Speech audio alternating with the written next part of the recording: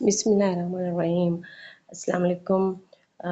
कीअं आहियो? उमेद आहे त ठीकु हूंदव ऐं तव्हांजी जेका आहे तयारी बि उहा बहितर नमूने हलंदी पई हूंदी। जेके इंटरव्यू जी तयारी कनि पिया ऐं जेके कंहिं ॿिए टॉपिक जे कंहिं ॿिए जॉब जे लाइ कनि था तयारी, उन जे लाइ इहे जेके सवाल आहिनि ॾाढा लाभाइता साबित थींदा।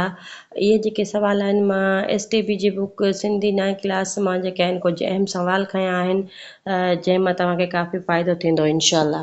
हलूं था पहिरें MCQs जे तरफ़। पहिरियों MCQs आहे काहू जो दड़ो ज़िले में कहिड़े ज़िले में वाक़ आहे? त इहो जेको आहे मीरपुर ख़ासि में आहे। मिर्ज़ा कलीच बेग जा वॾा असल किथां जा हुआ? त उहे जेके हुया असल जेके हुया रूस जा हुया।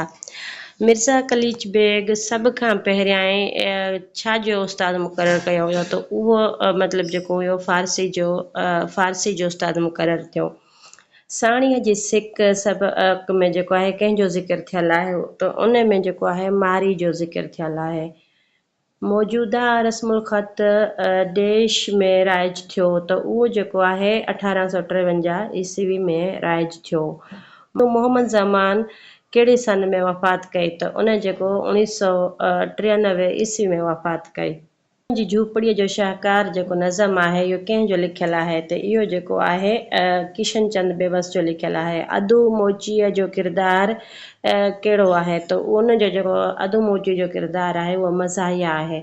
अली अहमद बिरोही सिंधी अदब में कहिड़ी सुञाणप रखे थो? त उहा किताब में कचे जो शेर जेको किताब में सबक़ मौजूदु आहे उहो कंहिंजो लिखियलु आहे? त उहो जेको आहे पीर हसमुद्दीन जो लिखियलु आहे। अणपुरो इंसान नावेल कंहिंजो आहे? त इहो जेको आहे सिराजुल हक़ जो आहे। महताब महबूब किथे ॼाई? उहा जेका आहे कराची में ॼाई। महताब महबूब खे कहिड़ी किताब ते इनाम ॾिनो वियो? चांदीअ जो तारो किताब ते इनाम ॾिनो वियो। हवा जे साम्हूं किताब कंहिं लिखियो आहे? त इहो इमदाद हुसैनी लिखियो आहे। हज़रत अंस रज़ी अल्लाह अन्हा हज़ूर अकरम सल्लल्लाहु अलैहि वसल्लम जी ख़िदमत में केतिरा साल गुज़ारिया? त उन 10 साल गुज़ारिया।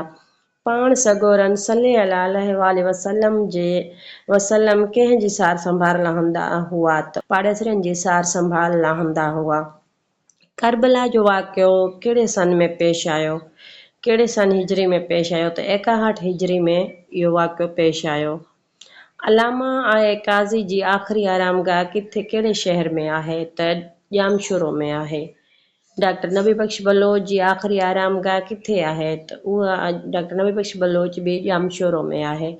फैज़ बख्श हुनजी आरामगाह बि जामशोरो में आहे। फैज़ बख्शियापुरी ज़ात जो केरु हुयो? त फैज़ बख्शियापुरी ज़ात जो डोमकी हुयो। किताब खानगढ़ खां जैकबाबाद ताईं जो लेखक ॿुधायो। अब्दुल करीम गदाई हिन जो लेखक हुयो।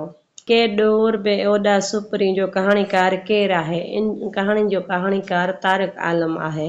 गुलाम मुस्तफ़ा कासमी चेयर कहिड़ी यूनिवर्सिटी में आहे? त इहो जेको आहे सिंध यूनिवर्सिटी में आहे। नाविल दर्द जो दरिया कंहिंजो लिखियलु आहे? इहो मोहन कल्पना जो लिखियलु आहे। इहे हुया अॼु असांजा कुझु सवाल जेके मां अहम कढिया आहिनि। इनशाला जेको आहे हिकु ॿियो बि 9 क्लास जी बुक मां जेको आहे कुझु MCQs तव्हांजे लाइ खणी ईंदी मां तमामु जल्द। मुंहिंजो हिकिड़ो नंढिड़ो अर्ज़ु आहे, जेकॾहिं तव्हां मुंहिंजे चैनल ते नवां आहियो त मुंहिंजे चैनल खे काइंडली सब्सक्राइब कजो, लाइक कमेंट। तव्हांखे वीडियो पसंदि आई हूंदी, जेकॾहिं वीडियो पसंदि आई आहे त मूंखे कमेंट लाज़मी कजो ऐं जल्दी मिलंदासीं। तेसिताईं ॾींदा इजाज़त। ओके, अल्लाह हाफ़िज़।